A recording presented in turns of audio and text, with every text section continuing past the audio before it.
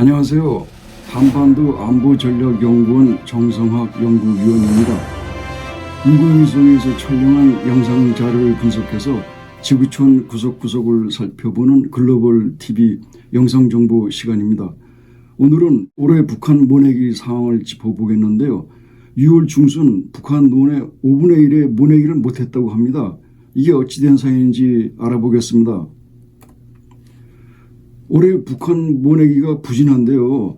언론 보도에 의하면요, 북한이 봄부터 고온과 가뭄에 시달렸고 비도 안 와서 저수지 물도 감소했고 코로나 방역한다고 격리 및 이동을 통제하는 바람에 바쁜 봄철에 농촌 인력 동원을 제대로 못했다고 합니다. 그래서 올해 모내기가 부진했다는 건데요. 이에 대해서 알아보고자 위성 영상을 이용해서 주요 곡창지대 몇 곳을 분석을 해봤습니다. 먼저 황남 연안군 연백평야인데요. 5월 20일 모내기가 많이 부진해서 올해 벼농사가 심상치 않아 보입니다. 칼라 영상에서 보면요, 물댄 논은 짙은 청색으로 보이고 마른 논은 옅은 분홍색으로 보입니다. 오른쪽 올해 영상을 보면요, 마른 논이 눈에 많이 띕니다. 아직 논에 물도 못 대고 있다는 건데요. 이거 심각한 상황입니다. 5월 중순 넘어가면 말이죠, 모내기는 이제 끝나가야 할 시점입니다. 영상 분석을 통해서 물댄 논을 구분했고요. 노란색으로 나타내 봤습니다. 황남 연안군 연백평야가 6월 10일 기준으로 했을 때 모내기가 80.1% 진행이 됐고 아직 모를 못 낸 논이 약 20%, 즉 5분의 1이나 남았습니다. 지난해보다 12% 실적이 부진한 걸로 나타납니다. 다음은 평남 평원 안주평야입니다. 모내기가 88% 진행돼서 12% 남았는데 지난해보다 그래도 5.8% 부진한 실적입니다. 여기는 평양평야입니다. 지새지 말아다오 평양의 밤아라고 노래하는 혁명의 성지 수도 평양에서 75.9%로 모내기가 진행이 됐는데요. 논의 약 4분의 1에 모를 못 냈어요. 지난해보다 7.4% 뒤진 걸로 부진한 상태인 걸로 분석이 됐는데요. 최고 저놈을 모시고 모범을 보여야 할 평양이 올해 모내기가 이렇게 부진한 겁니다. 다음에는 가뭄 실태를 알아보기 위해서 주요 저수지 5곳의 저수 실태를 살펴봤습니다. 위쪽 영상은 평양 용성구 임원 저수지인데요. 지난해에 53.8%, 아래 황남 벽성군 금야 저수지는 73.7% 수준으로 지난해보다 모두 물이 가물어서 많이 줄었습니다. 황북 황부시 오부산 저수지하고 평남 증산군 속다 저수지는 지난해에 비해서 각각 72.8%, 58.9% 수준으로 저수지 물이 많이 줄었습니다. 평북 정주시 복명 저수지는 지난해 68.1% 수준으로 줄었는데요. 이래서 이제 저수지 5곳을 종합을 해봤습니다. 올해 평균 저수율이 지난해 68.1% 수준인데요. 평양 저수지가 가장 가물었고 다음은 평남 평북순입니다. 올해 가뭄과 물 부족으로 벼농사가 시작부터 순탄치 않아 보입니다. 모내기 이후 그 후에 6월 말에서 7월 초간 비가 왔죠.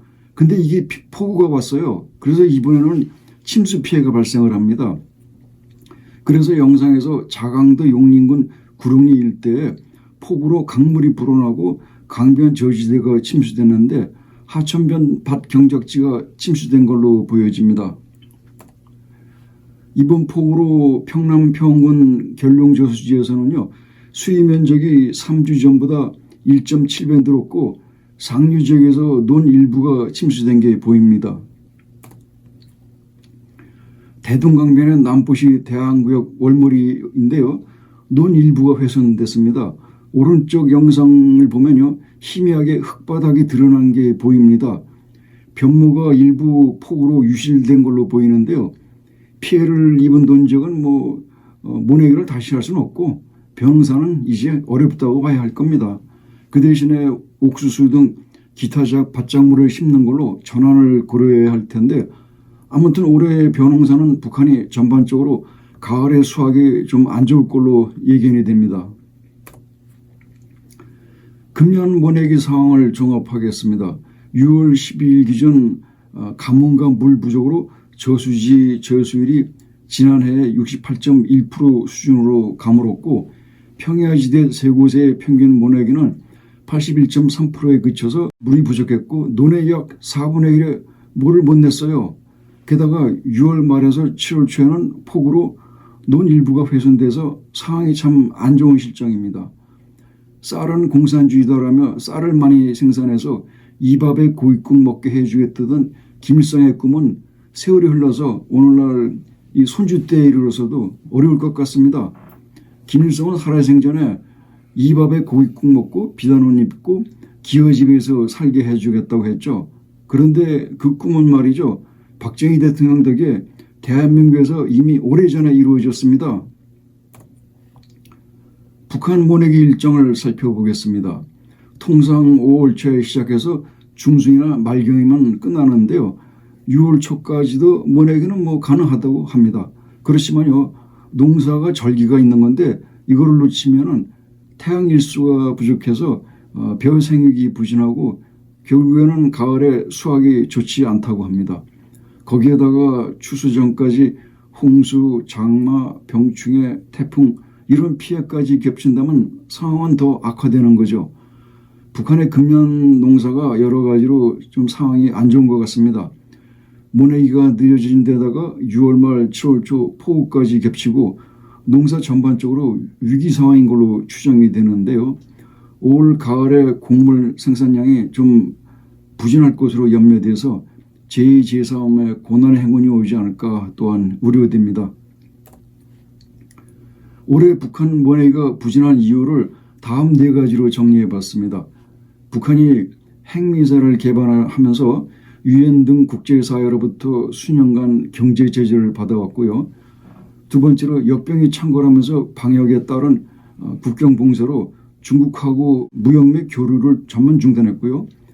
국경 밀수 및 밀무역까지 끊겼다고 합니다. 그래서 씨앗, 연료, 비료, 농약 등 농자재가 농촌에 제대로 보급되지 못했고요.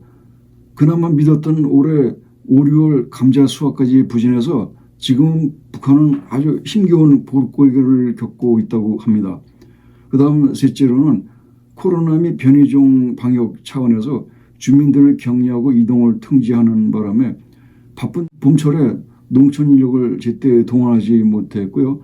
설상가상 기상까지 불려서 가뭄과 물 부족에 또 폭우 피해까지 겹쳐가지고요. 난립니다. 지금 일부 보도에 의하면요. 북한 여러 곳에서 아사자가 발생하고 있다는데 제2의 고난의 행군이 이미 시작된 건지도 모르겠어요. 참 가슴 아픕니다. 데일리 NK의 북한 모내기 관련 칼럼이 한 세 편 나간 다음에 국내외 몇 언론사로부터 연락을 받았습니다. 먼저 워싱턴 포스트하고 인터뷰를 했고요. 그 기사가 6월 3일 날 나갔습니다.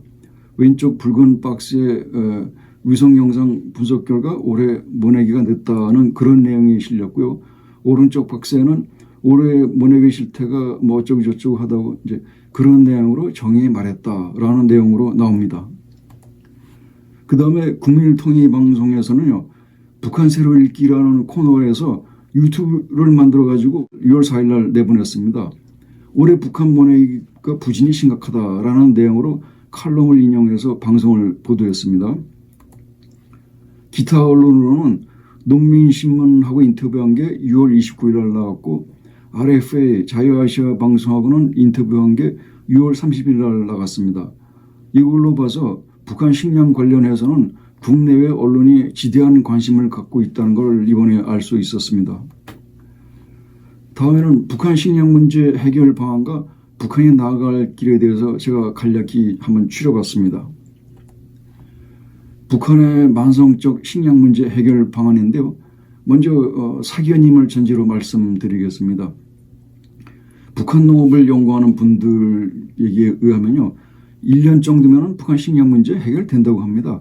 사회재산을 인정하라는 건데요. 개인 사적 소유를 인정하라는 겁니다. 공동소유라는 것은 말이죠. 다시 말해서 모두의 것은 아무의 것도 아니라는 겁니다. 북한 농업의 현 실정을 보면요. 협동농장에서 수확을 하면 당에서 나와서 다 걷어갑니다.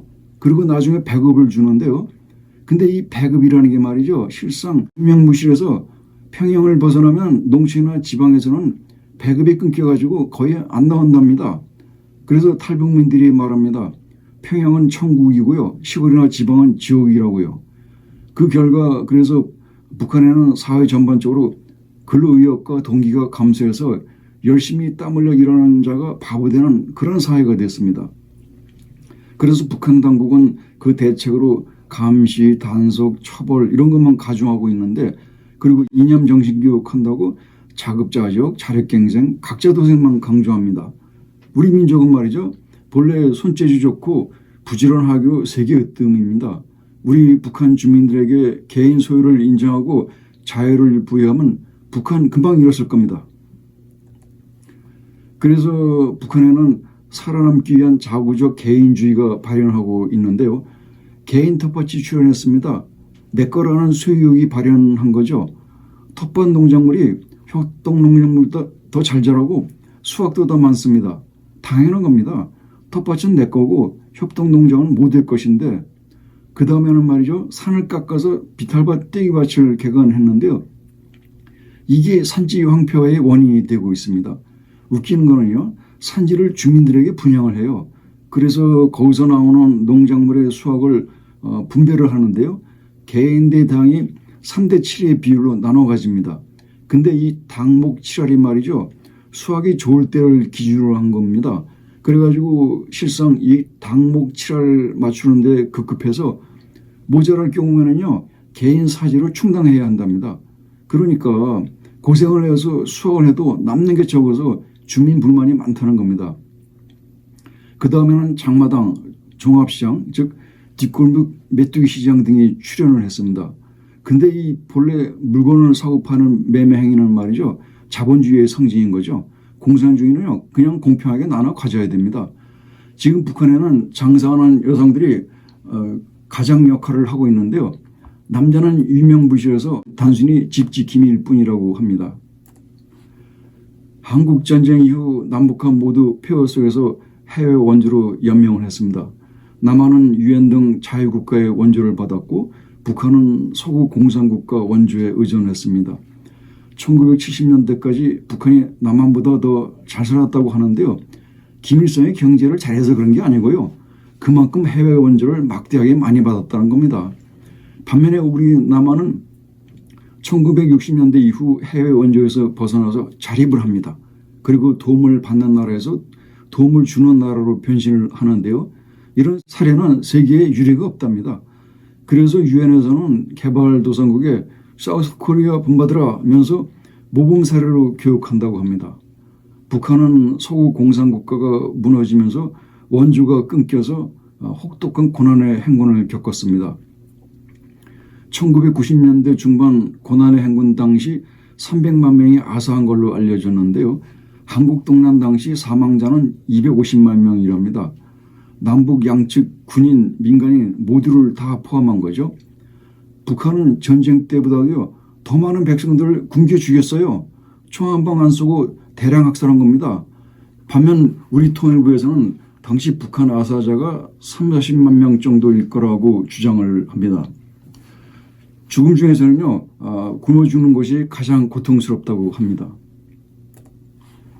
이제 끝으로 북한이 살 길은 개혁 개방뿐이라고 제시하겠습니다. 소련의 페레스트로이카 및 글라스노스도 중국의 개혁 개방 또는 베트남의 도이모이를 본받으라는 말을 하면서 마치겠습니다. 시청해 주셔서 감사합니다.